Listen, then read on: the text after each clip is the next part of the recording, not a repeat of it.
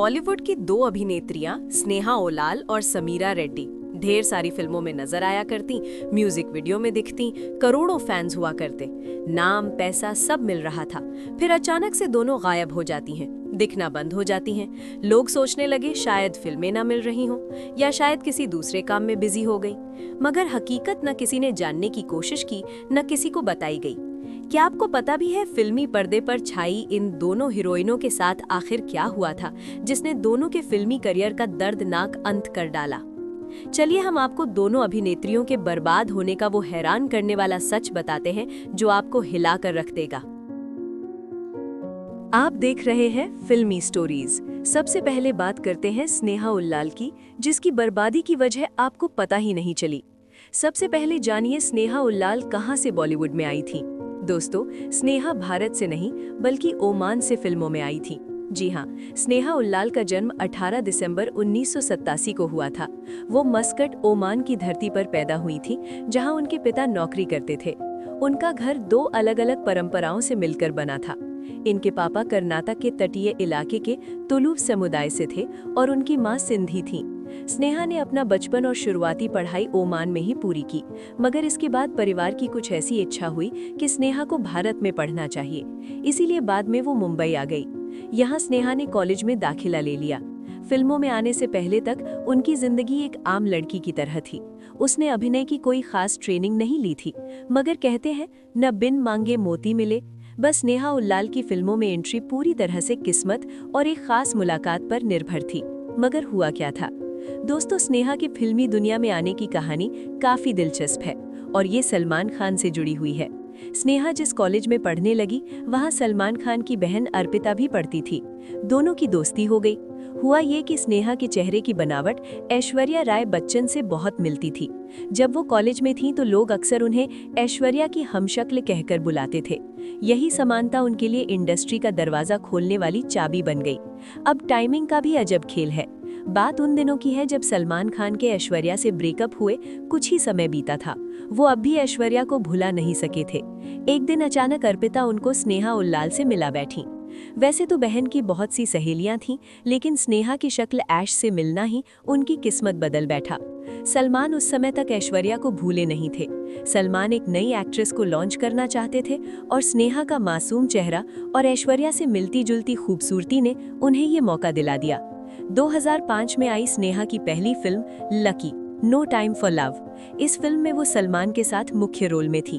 अपनी पहली ही फिल्म से स्नेहा पूरे देश में चर्चा का विषय बन गई। उन्हें लकी गर्ल कहा जाने लगा। रातों रात ऐसी कामयाबी की उम्मीद तो इस अदाकारा ने सपने में भी नहीं की थी, मगर नसीब चमकना था, चमक गया। फिल्म भले ही हिट नहीं हुई, लेकिन फिल्म के गीतों के जरिए ये लड़की बॉलीवुड में छा गई। फिल्मों के ऑफर आने शुरू हो गए। सोहेल खान के साथ फिल्म आर्यन हो या जाने भी दो यारों जैसी कुछ और फिल्में आईं, लेकिन स्नेहा को एक ऐसी फिल्म मिली जिसने धमाका कर दिया। बात 2008 की है। स्नेहा उल्लाल ने समझदारी का काम किया और बॉलीवुड या हिंदी सिनेमा तक ही अटकी नहीं रही। उसने टॉलीवुड में भी काम तलाशना जारी रखा।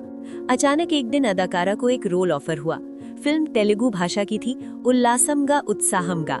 स्नेहा उल्लाल हीरोइन बनकर आई। फिल्म ने साउथ इंडिया में कोहराम मचा दिया। सारे शो हाउसफुल और अचानक इस अभिनेत्री का करियर ग्राफ बूम कर गया। इस फिल्म ने स्नेहा को साउथ की सबसे मशहूर एक्ट्रेस की लाइन में खड़ा कर दिया। फिर तो फिल्मों की बरसात होने लगी। उन्होंने करंट और सुपरस्टार बालकृष्ण के साथ सिम्हा जैसी सफल फिल्में दी। दक्षिण में उन्होंने अपनी मेहनत से एक पहचान बनाई जो सिर्फ उनकी अपनी थी। इतनी मशहूर अभिनेत्री के आगे पीछे बॉलीवुड वाले फिर से घूमने लग गए। उनको हिंदी फिल्में ऑफर होने लगी। मुंह मांगी फीस में इनको क्लिक हिंदी मूवी ऑफर हो गई। अभिनेत्री का करियर तेजी से दौड़ रहा था।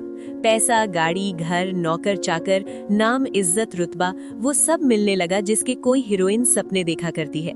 मगर अचानक ये अदाकारा सिनेमाई पर्दे से गायब हो गई। इनको चाहने वालों को समझ ही नहीं आया कि क्या हुआ, क्यों अब ये एक्ट्रेस फिल्मों में नहीं दिखती है। दोस्तों, स्नेहा उल्लाल अपनी मर्जी से गायब नहीं हुई थी, बल्कि इस अभिनेत्री को एक भयंकर बीमारी ने गायब होने पर मजबूर कर डाला था। जी हाँ, क्या हुआ था, ये पूरी दर्दनाक कहानी सुनाते हैं। स्नेहा उल्लाल का करियर बड़ा अच्छा दौड़ रहा था। अचानक चुपके से एक बीमारी आई। एक दिन शूटिंग के दौरान इनको थकान महसूस होने लगी। पहले अदाकारा को लगा शायद शूटिंग की थकान होगी, मगर धीरे धीरे थकान बढ़ती चली गई। कुछ दिनों में तो हालत ऐसी हो गई कि स्नेहा इतनी कमजोर हो गई थी कि वो लगातार 30 से 40 मिनट भी अपने पैरों पर खड़ी नहीं रह पाती थी। अब तो बात थकान तक नहीं रह गई, उन्हें अक्सर बहुत तेज बुखार रहता था जो दवाओं से भी जल्दी ठीक नहीं होता था। बीमारी के कारण वो बहुत पीली और कमजोर दिखने लगी थी, जिसके कारण उन्होंने सार्वजनिक कार्यक्रमों और अवार्ड फंक्शन में जाना बंद कर दिया था। जब डॉक्टरों को दिखाया तो पता लगा उन्हें ऑटो इम्यून डिसऑर्डर नामक बीमारी हुई थी। ये एक रक्त संबंधी बीमारी है जिसमें शरीर का इम्यून सिस्टम बाहरी कीटाणुओं से लड़ने के बजाय शरीर को ही खाने लग जाता है। अभिनेत्री का शरीर भी उनको ही खा रहा था और उनको खबर तक नहीं थी। अब करें तो करें क्या, शूटिंग के लायक वो बची नहीं। कई सारी फिल्में उनके पास थी, एक एक कर सारी फिल्में हाथ से जाने लगी। जिसको भी इनकी बीमारी का पता लगा वो फिल्म मेकर कन्नी काटने लग गया। बेचारी चाहकर भी कुछ नहीं कर पा रही थी। शूटिंग के लिए कॉल आता तो मना करना पड़ता क्योंकि जाने लायक ही न बची थी। बस ये अभिनेत्री अचानक से स्क्रीन से गायब हो गई। फिर स्नेहा ने खुद को ठीक करने के लिए ऑटो इम्यून प्रोटोकॉल डाइट अपनाई जो पूरी तरह प्लांट बेस्ड थी। लाइफस्टाइल में बदलाव किए, उन्होंने ग्लूटेन, चीनी और डेयरी उत्पादों का सेवन पूरी तरह बंद कर दिया। अपनी ताकत वापस पाने के लिए उन्होंने योग, स्विमिंग और जिम का सहारा लिया। इनका असर तो दिखा, लेकिन ठीक होते होते पूरे 4 साल बीत गए। इन 4 सालों के लंबे वक्त में स्नेहा ठीक तो हो गई, लेकिन ये जीवन में घटा ये दर्दनाक हादसा इनका पूरा करियर तबाह कर गया।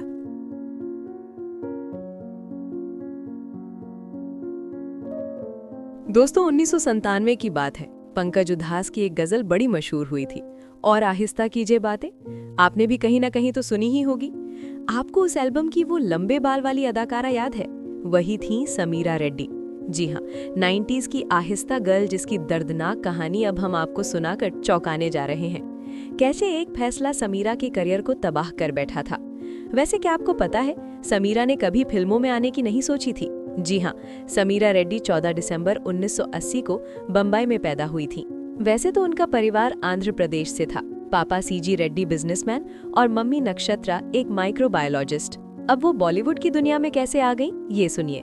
दोस्तों, समीरा की 2 बहनें हुआ करती, मेघना और अदिति रेड्डी। दोनों ही फेमस मॉडल और एक्टर थीं। हाँ, समीरा तो स्कूल में पढ़ा करती। पहले मुंबई के बॉम्बे स्कॉटिश स्कूल, फिर सिडेनहम कॉलेज से ग्रेजुएशन किया। समीरा ने औपचारिक रूप से अभिनय की शिक्षा नहीं ली थी, लेकिन वो अपनी दोनों बहनों को देखकर मॉडलिंग जरूर करने लगी थी। 1996 के आसपास की बात है। समीरा 17 साल की रही होंगी। एक दिन हुआ ये कि पंकज उधास और डायरेक्टर राधिका राव एक एल्बम बना रहे थे। कहानी के हिसाब से उनको चाहिए थी एक सांवली सी भारतीय लड़की जिसके बाल बहुत लंबे हो, बस दिखती एक सिंपल हो। इन लोगों की नज़र कहीं से पड़ गई समीरा रेड्डी पर। फौरन उनका फ़ोन नंबर तलाश कर फ़ोन किया गया। बताया गया कि सिडनी में शूटिंग होनी है, करोगी? समीरा ने फौरन हाँ कर दी और बन गया वो एल्बम 1997 में। बोल थे, और आहिस्ता कीजिए बातें, धड़कने कोई सुन रहा होगा। विदेशी लड़का और देसी लड़की की लव स्टोरी ऐसी छाई कि समीरा रेड्डी रातों रात हो गई मशहूर और चढ़ गई बॉलीवुड फिल्म मेकर्स की नज़रों में। अब बॉलीवुड फिल्म मिलने का किस्सा भी बड़ा दिलचस्प है। हुआ ये कि समीरा आहिस्ता गर्ल के नाम से फेमस तो हो गई थी, उनको कई फिल्मों के ऑफर भी आने लगे थे, लेकिन कोई रोल उनको पसंद ही नहीं आ रहा था। फिर एक दिन जब एक्टर डायरेक्टर सोहेल खान अपनी पहली फिल्म मैंने दिल तुझको दिया के लिए एक नए चेहरे की तलाश कर रहे थे, तो उनकी नज़र समीरा पर पड़ी। सोहेल ने समीरा को खुला ऑफर दे दिया। अभिनेत्री ने पहले तो इस फिल्म को ठुकरा दिया था। उनका मानना था कि वो एक एक्शन फिल्म के लिए फिट नहीं है, मगर सोहेल खान उनको हर तरह से फिल्म में लाना चाहते थे। ऐसे में उन्हें मनाया गया और फिल्म की कहानी में बदलाव किए। सोहेल का नाम भी सलमान खान के साथ जुड़ा था, इस वजह से समीरा रेड्डी ने भी हाँ कर दी। इस तरह उनको मिल गई पहली बॉलीवुड फिल्म जो 2002 में रिलीज हुई थी। समीरा रेड्डी का करियर उड़ान भरने लगा जब रामू गोपाल वर्मा की नज़र उन पर पड़ गई। जी हाँ, रामू ने उनको ऑडिशन के लिए बुलाया और पहली ही नज़र में वो पसंद आ गई। फौरन अपनी फिल्म में सबसे अच्छा किरदार दे दिया। आपको याद होगी वो फिल्म डरमा मना है जो 2003 में आई थी। फिल्म की जितना कमाल कर गई थी उससे ज्यादा कमाल सांवली हीरोइन समीरा ने किया था। फिर क्या, फौरन ही संजय गुप्ता ने अपनी फिल्म का ऑफर दे दिया। फिल्म थी मुसाफिर जो 2004 में आई थी।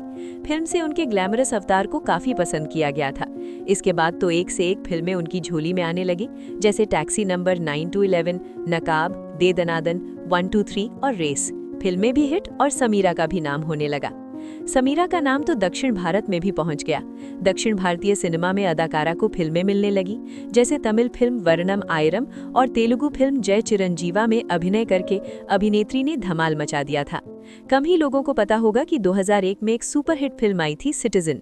फिल्म के निर्देशक सरवना सुबैया ने शुरू में मुख्य अभिनेत्री के रूप में समीरा रेड्डी को ही चुना था। हालांकि फिल्म तमिल भाषा में थी और समीरा को तमिल नहीं आती थी, बस इस वजह से उनको फिल्म से हटा दिया गया था। अगर ये फिल्म समीरा को मिल गई होती तो उनका करियर उस ऊंचाई पर पहुंच गया होता जिसके बारे में हीरोइनें बस सपना ही देखा करती हैं। खैर, अब सुनाते हैं समीरा की दर्दनाक कहानी। दोस्तों, समीरा की लाइफ बड़ी अच्छी चल रही थी। समीरा को एक बड़े बिजनेसमैन अक्षय वर्दे से प्यार हो गया। उन्होंने अक्षय से शादी करने का फैसला कर लिया। सोचा शादी की उम्र है, थोड़ा फिल्मों से ब्रेक ले लूं, फिर वापसी कर लूंगी। बस समीरा और अक्षय ने शादी कर ली। मगर इसके बाद जो हुआ वो बड़ा दर्दनाक था। हुआ ये कि समीरा के पहले बच्चे का जन्म हुआ, मगर इस जन्म के बाद अचानक उनको डिप्रेशन की बीमारी ने घेर लिया। इसे पोस्टपार्टम डिप्रेशन कहते हैं।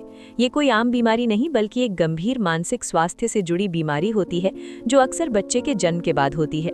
बस यहीं से उनका जीवन बर्बाद होना शुरू हो गया। अदाकारा को अपने शरीर से धीरे धीरे नफरत होनी शुरू हो गई। वो खुद को शीशे में देखकर रोने लग जाती। बीमारी बढ़ती जा रही थी। दुबली पतली फिट अभिनेत्री का वजन 100 पार कर गया। उनके अंदर बाहर जाने भर का आत्मविश्वास तक नहीं बचा। फिल्मों की दुनिया का परफेक्ट फिगर का दबाव उन्हें तोड़ रहा था, मगर चीजें उनके हाथ से निकलती जा रही थीं। जो फिल्में वो शादी के बाद करने वाली थी, उन फिल्मों से समीरा को निकाला जाने लगा। अचानक से सुंदर सी दिखने वाली हीरोइन सफेद बालों वाली मोटी भद्दी औरत में बदल गई। हर कोई उनका मजाक उड़ाने लगा तो समीरा का डिप्रेशन और बढ़ने लगा। फिल्मों में काम मिलना बंद हो गया और समीरा का करियर डिप्रेशन की बीमारी ने बर्बाद कर डाला। सालों बाद समीरा ने इस स्थिति से बाहर निकलने के लिए फिल्मी पर्दे की चकाचौंध को पूरी तरह से छोड़ दिया। उन्होंने सोशल मीडिया पर आकर अपनी बिना फिल्टर वाली जिंदगी, वजन और सफेद बालों के साथ तस्वीरें साझा करना शुरू कर दिया और बॉडी पॉजिटिविटी की एक मजबूत आवाज बनने की कोशिश की। मगर इतना कुछ होने के बाद भी वो दोबारा बॉलीवुड में हीरोइन नहीं बन पाई और एक गुमनाम हीरोइन बनकर रह गई। दोस्तों, आपको इन दोनों अभिनेत्रियों में कौन ज्यादा पसंद था, हमें कमेंट में जरूर बताइएगा। ऐसी ही और स्टोरीज को जानने के लिए आप मेरे चैनल फिल्मी स्टोरीज को सब्सक्राइब भी कर सकते हैं। बस बेल आइकन दबाना और वीडियो को लाइक करना मत भूलिएगा।